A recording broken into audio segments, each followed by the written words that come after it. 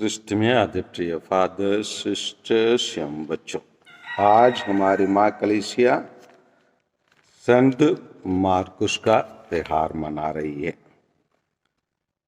संत मार्कुस के बारे में हम लोगों के लिए बहुत सारे जानकारियां हैं।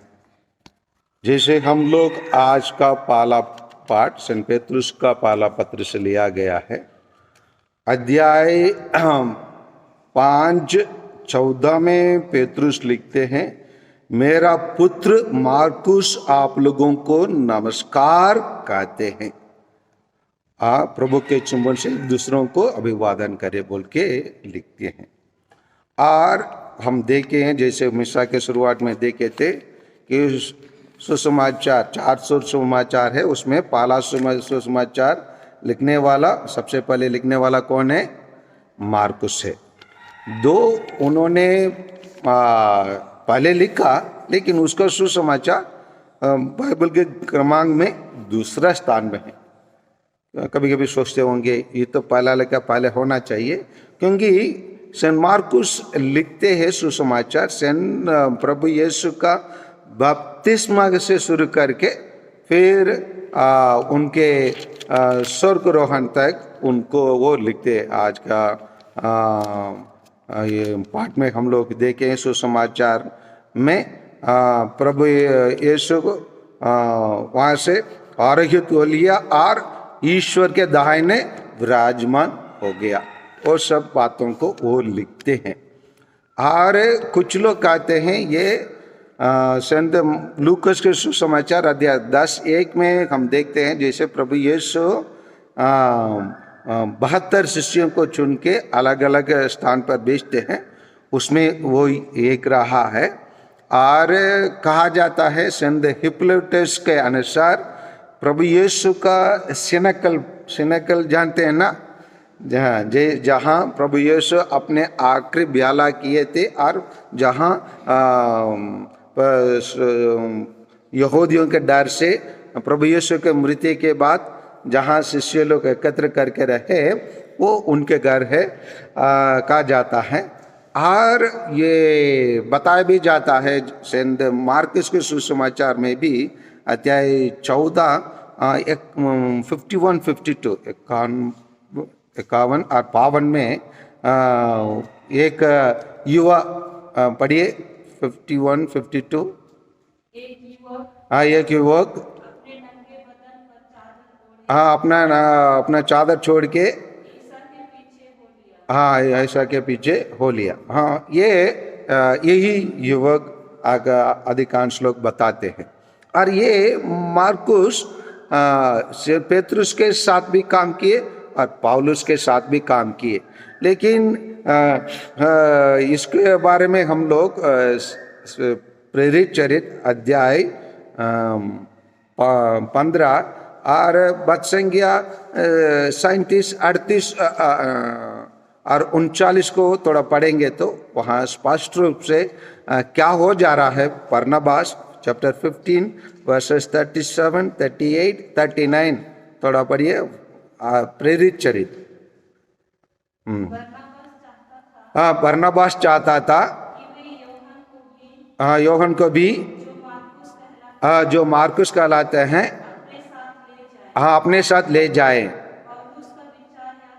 पौलुस का विचार यह था, जिन व्यक्ति ने फबिलिया में उसके अलग होकर उनके साथ नहीं दिया, इसीलिए वो अपने साथ लेके जाना उचित समझा। और हम पर एक बहुत बड़ा ये विभाजन हो जाता है। उसी के कारण बरनबास मार्कुस के साथ चले जाते हैं और पौलुस सिलास के साथ चले जाते हैं। तो इसी प्रकार यही है। और इसके बाद मेरे को लग रहा है वो जाके पेतरुस के साथ काम किए होंगे, इसीलिए पेतरुस आज का पाठ में कहते हैं, मेरा पुत्र मार्कुस आप लोगों को नमस्कार कहते हैं। कुछ लोग कहते हैं, जैसे मैं शुरुआत में कहा था, कि ये सेंट पेतरुस को उपदेश को उन्होंने संग्रहित करके कलेक्शन करके वो एक किताब में रूप में लिखा है। इसीलिए कहीं कहीं पेतरुस पहले का जीवन को बोला भी होगा, नहीं तो ये आने के पहले वो माता मरियम और प्रभु यीशु का जैसे गब्रिएल दूत का संदेश वारा का बताए होंगे, उसी टाइम पर वो शायद उनके साथ काम नहीं किए होंगे, क्योंकि वो शुरू में पौलुस के साथ काम करने के कारण, इसी कारण के बाद भी वो कोई ये इसको लिखा नहीं होंगे। लेकिन जो भी है, ये लोगों ने जो लिखा है वो बहुत सुंदर है, बहुत अच्छा है, क्योंकि उसका सुसमाचार जैसे अंधु होता है वो अन्य सुसमाचार से अलग है। चारों सुसमाचार में हम देखेंगे तो प्रभु यीशु आदेश करते हैं, इंग्लिश में कहते हैं गिव्स ए कमीशन, एक ऑर्डर करते हैं कि करने के लिए, उनके जाने के बाद हमको कैसे काम करना है, विशेषकर उनके शिष्य लोग जो प्रेरित लोग थे उन लोग कैसे काम करना है, उसी को चारों अलग तरीका से प्रस्तुत करते हैं। और मार्कुस एक विशिष्ट रूप से प्रस्तुत करता है, उसको हम थोड़ा पढ़ के देखने से भी और अच्छा लगेंगे। यहाँ प्रभु यीशु उनसे बोले, संसार के कोने कोने में जाकर सारी सृष्टि को सुसमाचार सुनाओ। मार्क ये मैथ्यू में देखेंगे तो जाके सुसमाचार सुनाओ, मैं आप लोग के साथ दुनिया के अंत तक रहेंगे। लेकिन यहाँ पर वो एक विशिष्ट शब्द छोड़ता है, सारी सृष्टि को सुसमाचार सुनाओ। जो विश्वास करेंगे और बपतिस्मा ग्रहण करेंगे उसे मुक्ति मिलेंगी, जो विश्वास नहीं करेंगे वह दोषी ठहराया जाएगा। विश्वास करने वाले, ये भी बड़ी बात है, प्रभु यीशु पहले ही भविष्यवाणी कर दिए उन लोग क्या क्या कर सकते हो। विश्वास करने वाले ये चमत्कार दिखाया करेंगे, ये बात बहुत अच्छी बात है। वे मेरे नाम लेकर अबदूतों को निकालेंगे, नवीन भाषाएं बोलेंगे और सांपों को उठा लेंगे। ये यदि ये चीज केवल हम लोग केवल मार्कुस में ही पाएंगे, अन्य सुसमाचार में नहीं पाएंगे। यहाँ लिखा है, यदि वे विष पिएंगे तो उसे उन्हें क्या नहीं करेगा, कोई भी हानि नहीं होगी। वे रोगियों पर हाथ रखेंगे और रोगी स्वस्थ हो जाएंगे। प्रभु यीशु अपने शिष्यों से बात करने के बाद स्वर्ग में आरोहित कर लिए गए और ईश्वर के दाहिने विराजमान हो गए, है ना। और शिष्य जाकर सर्वत्र सुसमाचार का वहां प्रचार करने लगे। इसी प्रकार सेंट मार्कुस लिखते हैं, ये अन्य सुसमाचार लेखक से अलग है। कहा जाता है ये बाद में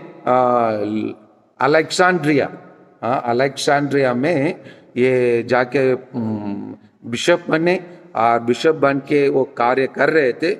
वहाँ के लोकल लोग अपने, जहाँ हमारे भारत देश में भी जो लोग पुराने धर्म में विश्वास करते हैं, जैसे नया कुछ धर्म आज आगे आने के कारण उन लोग उसको ग्रहण करने के लिए तैयार नहीं रहते हैं, इसीलिए उन लोग जैसे षड्यंत्र करते, वहाँ पर भी षड्यंत्र करके इसको हाथ पर बांध कर खींच के मरने तक उसको ले अलेक्जेंड्रिया में उसको खींचकर मार डाले और शहीद बने। 68 वर्ष 68 में कहा जाता है।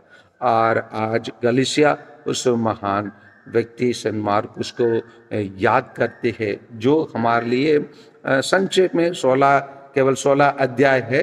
जैसे हम लूकास कह सकेंगे तो 24 अध्याय है, और मैथ्यू 28 अध्याय लिखते हैं, और योहन 22 अध्याय लिखे हैं। लेकिन मार्कुस संक्षेप में लिखे हैं, लेकिन कहा जाता है इसके ही सुसमाचार को मैथ्यू और लूकास अपने बगल में रखते हुए, उसको रेफर करते हुए, इसी से प्रेरणा पाते हुए इसको विस्तृत रूप से उन लोग अपने सुसमाचार लिखे हैं, कहते हैं। जो भी है, इन्होंने प्रभु यीशु के लिए जो कार्य किया है ये महान कार्य है। इनके द्वारा प्रभु यीशु को मुक्तिदाता के रूप में हम देख पाते हैं और पहचान पाते हैं। आइए हम उससे प्रेरणा पाकर उनके वचनों पर चलकर हम प्रभु यीशु के अन्यायपूर्ण रूप से बने और प्रभु यीशु के लिए हम साक्ष्य बने। आमीन।